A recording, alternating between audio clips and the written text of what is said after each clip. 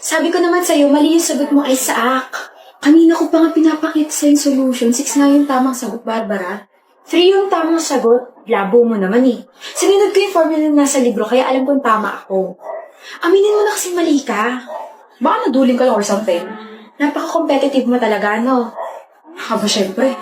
5 points din to problem na to. Emmeline! Yes? Ang sagot mo sa problem number 7? Di ba 6? Di ba 3? 200 sagot ko. Ay, paano? Ang layo masyado. So, mali. Ba't yung kasi ako tinanong? Survey lang naman. 4 yung sagot. Uy? Yo. Wala na. Magsalita na yung pinakamataling sa room eh. Magkalinawan tayo, okay? Gets ko naman magjowa kayo at pares kayo matalino. Pero kung nagtatalo kayo tungkol sa mga sagot nyo, huwag nyo na idama yung iba. Lalo na ako. Bobo na nga ako, wala pa akong jowa. Bumagsak saan kayong dalawa. Pwede bang bumagsak na lang sa akin, Emmeline? Ooh, smooth like butter. Ano? Kung hindi mo lang sana ako binasted last week, edi sana may jowa ka na, may tutor ka pa. 2-in-1. Basic. Hoy, Nolan, huwag mo masyadong galing at baka kiligin to si Emmeline. Sino kinikilig? Kami ni Isaac. Nolan, huwag mo ko simulan ngayon at baka mabatukan kita, okay? Ganun. Kung ligawan kaya kita ulit? Sige, sinasagot na kita. Ano? Ganda lang yung ambag ko sa relasyon natin, kaya huwag kang mag-expect, okay? Toodles! Sandali. OMG!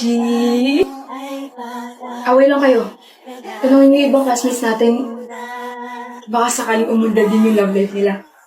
Sana mo sa inyong dalawa. You're welcome. You're welcome. Talo pa tayo, pares din naman pala mali yung sagot natin. I know, right? Ano na naman ba yun, ate? Sandali lang to. May ginagawa kasi ako, ano ba kala mo? May kasama ako. Umakto ka ng tama dyan, ha? Huwag mo ko ipahiya. Sino?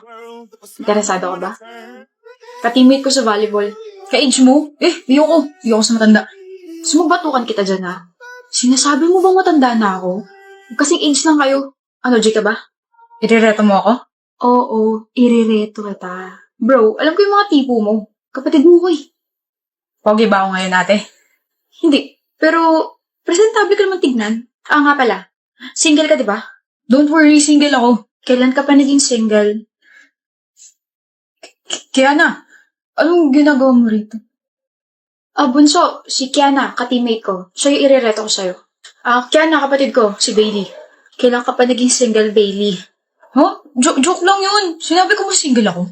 Oh my gosh, magkakalala kayo? Girlfriend ko, ate.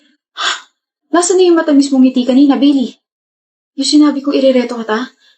Patingin nga? Wait. Alam mo? Plinano mo to, ate? Alam mong girlfriend ko siya? Malamang ate mo ko. Alam ko lahat ko sa'yo. Alam ko rin may girlfriend ka. At alam ko rin niloloko mo tong si Kiana. Kaya charan! Buti nga sa'yo. Kampihan mo ko, ate. Tanga. Hindi ako konsentidor katulad ng mga kaibigan mong bobo. Sampalin mo nga, Kiana. Akong bahala sa'yo. Hindi sinampal. Sinapak.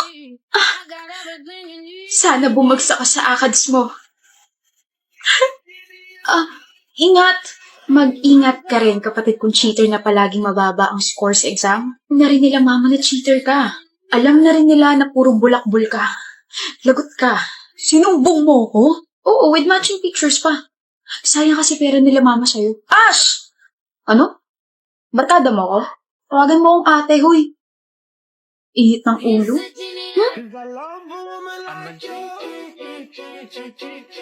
Sorry, ate.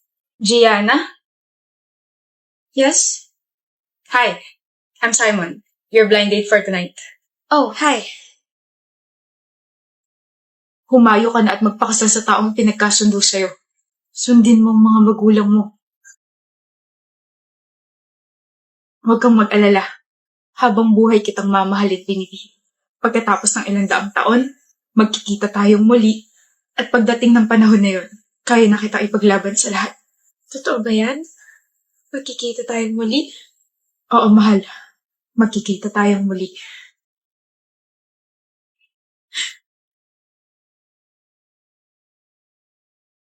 Kamusta, Binibini? Masaya akong makita kang muli. Aking mahal.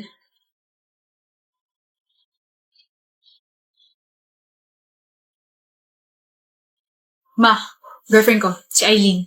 Good afternoon, Tita Deli. I've heard a lot about you po. Bakit parang galit mama mo? Ganyan lang talaga expression yan. We, huwag kang mag-alala, hindi ka naman kakagatin yan. Kumain ka na? Ah, yes po. Kumain ka na, Devin? Opo ma, kumain na po kami. Mabuti naman. Akala ko mag-aalala na naman ako dahil nagdala ka ng palamunin dito sa bahay. Ma, ako ba tinutukoy niyang palamunin? Hindi, B. Ilan taon ka na ba, Neng? 21 po. May trabaho? Third year college, tita. Nag-aaral pa nga. Dagdag ka pa sa gastusin ng anak ko. Po? Mabuti pa si Ray, may trabaho na. Di ba, Devin? Akala ko pa man din siyang dadalhin mo dito. Nagluto pa ako ng paborito niyang ulam. Hindi na ba kayo magkakabalikan nun? Kabait na bata. Magalang at ang pananamit. Halatang may delikadesa. Sino si Ring? Sino si Ray? Ex ko. Ikaw ba'y pumaparty, ha? Occasion. Lasinggera habang nag-aaral, kasuka. Aalis na lang ako, Devin. Saan ka pupunta, Neng? Alis ka na? Mabuti pa nga. Hoy, Devin, baka ihatid mo pa yan. Sayang sa pera.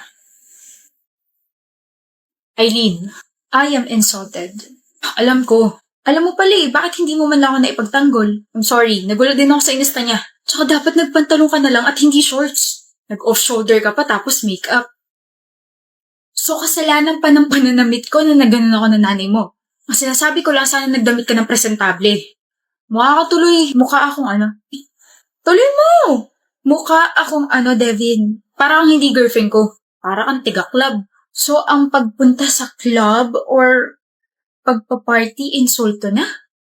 Nakalimutan mo na yata na una tayo nagkakilala sa club. Nilapitan mo ako habang sumasayaw ako kasama ng mga kaibigan ko. Eileen, sana nga yung ring na lang dinala mo. Sana hindi na lang kayo nag-break. Kaya naman I am breaking up with you para naman wala ka ng girlfriend na pumaparty, nagme-makeup, at nagsusuot ng ganitong damit. Baka di mo na naman ako pinapansin. Wala. Ano nga? Wala nga. Yang ka na naman sa wala mo eh. Diyan ako naiinis sa kakaganyan mo. Di mo man lang maisip kung bakit ako nagkakaganito. Kaya nga ako nagtatanong, di ba? Alam mo kung ganyan ka palagi, mas mabuting maghanap na lang ako ng ibang makakaintindi sa akin. Sobrang insensitive mo. Maghahanap ka na ng iba. Oo. Okay. Pwede maghanap ka ng iba. Wala na akong pake sa'yo. Saan ka pupunta? Aalis na. Ano pang gagawin ko rito? Magmukmok. Hoy, joke lang. It's a prank, baby. Ayun yung camera, oh. Prank lang to? Oo. Prank na naman? Kailan ka kaya mapapagod kakaprank sa akin, Chels? Tuwang-tuwa ka ba na pinaglalaro mo emosyon ko? Prank lang naman. Joke lang ganun. Pangit naman ito ka-banding. Chels, hindi sa lahat ng oras maiintindihan ko yung ginagawa mo. Akala mo ba madali lang makawala sa pag-overthink? Paano kung may iba ka na talaga? Wala naman kasi, B. Grabe na trust issues ko sa'yo. Alam mo siguro dapat nang maghanap ka na ng iba. Pagod na ako sa'yo. May gana ka bang tumawa? Alam ko na yan. Ano? Ayun yung camera, oh. Kala mo hindi ko makakita, no? Pinaprank mo ako, eh. Hindi naman ako yan eh. Darcy, sorry na. Prank lang talaga yun. Hindi naman ako maghahanap ng iba. Ikaw pa may ganang umiyak? Hindi talaga naka-on yan kasi cellphone yung ginagamit kong pang-prank sa'yo eh. Sa wakas, nakaganti na rin. Prank mo pa ako ha. Tama, nakakalaro sa emosyon ko, bebe. Last na yung kanina. Pag inulit mo pa yun, ay, naku talaga. Visit ka. Ikaw na una, tapos ako pa visit? Grabe talaga. Sino ba kasing nagpauso niyang breakup prank na yan? Kakasira ng emosyon. Hindi ka nayayakapin na lang kita. Saan mga kasama mo, Clover? Umalis. Iniwan ka? Hindi Kala ko iniwan ka eh. Magagalit talaga ako. Ba't ka magagalit? Ang isang Diyos ang katulad mo ay hindi dapat iniiwan mag-isa. Ganun lang. Bakit mo ako iniwan, JD? Anong oras na ba? Bakit mo ako iniwan? Bakit ka nakipag-break sa akin kung ganun? Kapal ng mukha mo magsabi hindi dapat ako iniiwan, ikaw nga yung gumawa nun. Grabe, nasisilaw ko sa araw. Tanga, gabi na. Bilis naman ng oras. Naka-move on ka na ba, ha? Sakit ng likod ko. Ako, oo. Ano? Naka-move on na ako. May bago na nga akong boyfriend eh. Mas better sa'yo. Kailan pa? Ang sakit ng likod ko. Come on, kailan pa? Sakit sa mata ng gabi. Clover, dali na kasi. Last week lang. Seryoso? May iba ka na? Siyempre joke lang. Ang tingin mo sa akin, mabilis maka-move on. Kinabahan ako rin At bakit? May feelings ka pa sa akin, no? Kaunti. Kaunti? Kaunti na lang mababaliw na ako sa'yo.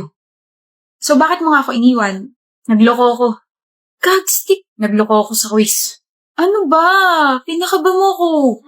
Girlfriend ko hinahanga ng mga estudyante dahil matalino na maganda pa.